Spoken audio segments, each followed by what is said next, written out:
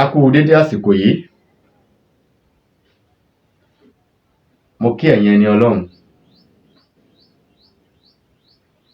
lórí ilẹ̀. Mo kí ẹ̀yin àfáà, ẹ̀yin pásítọ̀, ẹ̀yin ẹlẹ́sìn kan àbáláyé. Mo kí yín o pé a kú dédé àsìkò yìí. Orúkọ mi ni Dr. Aviz Abolade, ọmọ Arámidé nílùú Ìníṣà Òyèmọjọ. Èmi lọ́mọ akógbé orajó. Ṣé ẹ ti wá nǹkan fìdílé? Ṣé ẹ ti fìdílé nǹkan? Gẹ́gẹ́ bẹ́ẹ̀ ṣe mọ̀ pé lórí ìkànnì yìí mo máa ń sọ̀rọ̀ nípa bá a ṣe lè léwé àtegbò tí a fi lè ṣètọ́jú ara wa. Ẹ wá rí i pé lórí ìkànnì mi èmi ò kí ń béèrè owó bí àwọn ará bí wọ́n ní àṣírí táwọn fẹ́ filẹ̀ yìí ó kù kinní kan ẹ pè àwọn lórí ètò. Irọ́ o. Lọ́dọ̀ tèmi òkú kinní kan irọ́ ní ń jẹ́ bẹ́ẹ̀. Bó ṣe wá náà ni mo ṣe máa ń gbé kalẹ̀ fún olólùfẹ́ mi. Ṣé rí iṣẹ́ kan lè bá wa mú tẹ bá ṣe é tí ò rí bẹ́ẹ̀ ṣe fẹ́ kó rí, ẹ tún náwó mú míì torí pé ara yàtọ̀ sára.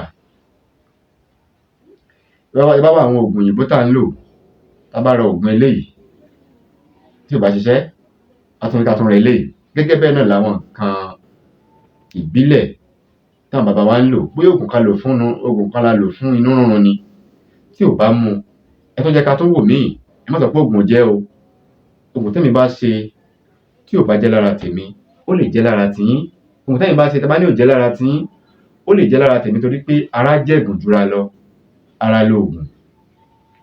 Ọlọ́run ò ní dà wá láàmú. Ẹ káàbọ̀ sórí ìkànnì àṣírí léwé àtegbò bàbá wa. Mo dúpẹ́ lọ́wọ́ yín tí ẹ ti subscribe sórí ìkànnì yìí. Mo dúpẹ́ lọ́wọ́ yín. Àbùdíntolókun, àbùdíntolọ́sà, ẹ̀yin náà kan tó kẹ́ ẹ torí kan. Níbikíbi tí ẹ bá ti máa mówó láti fi ra dátà láti máa fowó mi, ọwọ́ yín ò ní kan ìsàlẹ̀ àpò. Porogodo ayé wà nílùú fún wájú. Mo kọ́kùnrin mo kóbìnrin, mo kí ọmọdé mo kí ẹ̀yin àgbàlagbà. Lónìí mo mú iṣẹ́ kan wá fún yín lólùfẹ́ mi. Àmọ́ iṣẹ́ tí mo mú wá yìí ẹyọ kan ni. Ó wá jẹ́ 3 in 1. Ẹyọ kan tó wá di mẹ́ta.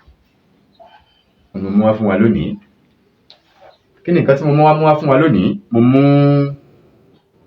Aleko wá àti ìdákọ́lẹ̀ pẹ̀lú afàtọ̀. Ìwọ tí àtọ̀ rẹ ti sàn, tí ò sẹ́yìn nínú àtọ̀ rẹ mọ́, tátọ̀ rẹ ò dọmọ. Ẹlòmíì bá da àtọ̀ yóò fẹ́ kún agolo míìkì kan ní ẹ̀ẹ̀kan ṣoṣo tó bá dà á. Nǹkan tí ń ṣe ẹ́ nìyẹn o bàbá. Àtọ̀ gbọ́dọ̀ kì kó bọ́ sóbìnrin lára kóbìnrin gan mọ̀ pé nǹkan wọnú nǹkan dára o. Vitamin A ó ti yé yín. Kí ni nǹkan tá máa wá láti tọ́jú ara wa? Kí ló ń pè ní ìdákọ́lẹ̀? Ìdákọ́lẹ̀ ni pé a fẹ́ gba kéwú báyìí àti múra. A fẹ́ gba kéwú fún àwọn ìyàwó wa. Nígbà tá a bá bẹ̀rẹ̀ tá a fẹ́ wọ inú òkun pupa a tẹ̀ ti wọ̀ láàrin 15 seconds. Ẹlòmíì ó ti dà. Ẹlòmíì sì ní 59 seconds ní tá a mọ̀ sí 1 minute. Ìwọ ọkùnrin tí irú nǹkan bá ń ṣe nǹkan ṣe ẹ́ o. Kíyèsára o. Lọ wá àgbo ìdákọ́lẹ̀ tàbí àgúnmu ìdákọ́lẹ̀. Tẹ́lẹ̀ bá jẹ̀ tó wá ṣe tán láàrin ìṣẹ́jú kan kíní ò ní gbérí mọ́. Ìyókù tún di ọjọ́ kejì nìyẹn. Wọ́n á gbẹjó. Bàbá nǹkan burúkú ni o. Ayáwọ̀ ní daya láya o. Ẹ mọ̀ pé àwọn obìnrin wọ́n fẹ́ràn ó ti yé yín. Ọlọ́run ní dà wá láàmú. Mo mú Aleko wá àti ìdákọ́lẹ̀ pẹ̀lú afàtọ̀. Kí là ń pè ní ale? Ṣé rí ale? Tẹ́lẹ̀ mi bá ń lo oògùn ale. Ṣé rí ìdákọ́lẹ̀? Tí ìdákọ́lẹ̀ bá pọ̀ lára ara ò ní lè bó ṣe yẹ kó le o. Tá bá wá ń lo oògùn ìdákọ́lẹ̀ ẹ ká máa lo nǹkan jẹ̀dí mọ́. torí jẹ̀díjẹ̀dí tó bá pọ̀ jù lára wọn ló máa ń bí ìdákọ́lẹ̀ wá. Tá bá wá tọ́jú ìdákọ́lẹ̀ nìkan tá à tọ́jú jẹ̀dí ojú kan náà lèèyàn sì wà o. Torí ìdákọ́lẹ̀ kó le lóòótọ́ ṣùgbọ́n láàrin ìṣẹ́jú kan ńkọ́ yóò tún rọ̀ padà. Ẹ jẹ́ ká tọ́jú ìdákọ́lẹ̀, ẹ jẹ́ ká tọ́jú jẹ̀díjẹ̀dí pàápàá jùlọ àwa ọkùnrin. N tá fi ń jọ́kùnrin ẹ jẹ́ ká tọ́jú ẹ̀. Jẹ̀díjẹ̀dí ẹ jẹ́ ká máa mu àgbo jẹ̀dí dáadáa. Ẹ jẹ́ ká máa lo àgbo ìdákọ́lẹ̀, ẹ jẹ́ ká máa lo àgbo alẹ́. Tá bá tí wọ́n ń lo àgbo yìí, ẹ jẹ́ ká wá ṣe àgbo flosser náà mọ́. Gbogbo ìjẹkújẹ tá à ń jẹ tá bá ń lò ó kó lè flush gbogbo nǹkan tí à ń jẹ dànù nínú ara. Ìwádìí tí mo mú wá fún wa lónìí òun náà ni ti ìdákọ́lẹ̀, alẹ́ àti afàtọ̀. Bá mi wá egbò ọ̀gbọ̀lọ̀, àwọn kan ń pè ní ọ̀gbọ́lọ́, egbò ọ̀gbọ̀lọ̀, ẹ̀pakún, ẹ̀rù alamọ àti ọ̀gẹ̀dẹ̀ àgbagbà dúdú. Ẹ jẹ́ ká gún egbò ọ̀gbọ̀lọ̀ yìí pẹ̀lú ẹ̀pakún, ẹ̀rù alamọ, ẹ jẹ́ ká gún papọ̀ mọ́ ọ̀gẹ̀dẹ̀ àgbagbà dúdú, ẹ jẹ́ ká gún. Tí a ti gún, ẹ jẹ́ ká sá kó gbẹ, tó bá ti gbẹ ẹ jẹ́ ká lọ̀ kó di powder. Bá mi wá omi ọsàn wẹ́wẹ́ tí a mọ̀ sí omi òroǹbó, ẹ jẹ́ ká da powder yìí sí inú omi ọsàn wẹ́wẹ́, ẹ jẹ́ ká da oyin ògidì, ẹ jẹ́ ká dà sí pẹ̀lú àdíẹ̀yàn níwọ̀nba, àdíẹ̀yàn níwọ̀nba, ẹ jẹ́ ká dà sí. Bá ti fẹ́ lò ó, ẹ jẹ́ ká máa jí pọ̀, ká máa fi ṣọ́ọ̀tì kan ní àárọ̀, ṣọ́ọ̀tì kan ní alẹ́. Táyè bá gbà wá, ẹ jẹ́ ká lò ó ní ẹ̀mẹ́ta lójúmọ́. Ṣùgbọ́n táyè ò bá gbà wá, ó wá kéré jù àrírú ẹ̀ rí, ẹ jẹ́ ká máa lò ó ní ẹ̀ẹ̀kan ní ojúmọ́. Bí ó ṣe jẹ́ nìyẹn, Ọlọ́run ò ní dà wá láàmú.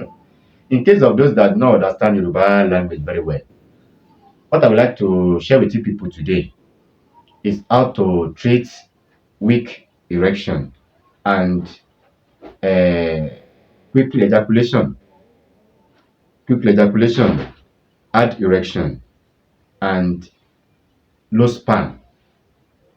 How to treat it. If you are watching this program for the first time, please don't forget to subscribe to this channel.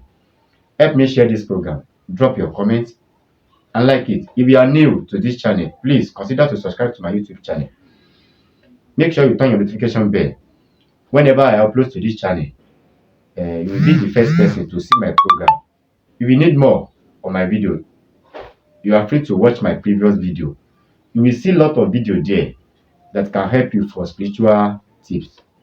Welcome to my channel. Go and Yoruba call one root Egbo Ogbolo or Egbo Ogbolo. Go and look for that root. And Epakun, I will show you the Epakun and Eru Alama, Negro pepper, Eru Alama, and unmature plantain,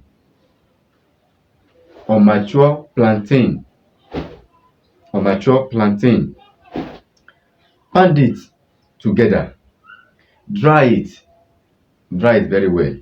After that, grind it, let it turn to powder. Go and look for lime juice. Yoruba call it omi orombo. Lime juice, lime water. Go and look for lime water and original honey with small palm kernel oil. Yoruba call it adieyan, black palm kernel oil. Pour this powder inside this omi orombo. Yoruba call it omi orombo. Lime juice. Pour this powder inside lime juice. Add original honey and black palm kernel oil. Small palm kernel oil, black one. If you want to use it, keep it for 3 days. After 3 days, shake it before you use it. Shake it very well. Use this measurement, one shot in the morning. You can drink it 3 times daily. You can drink it 2 times daily. That is it.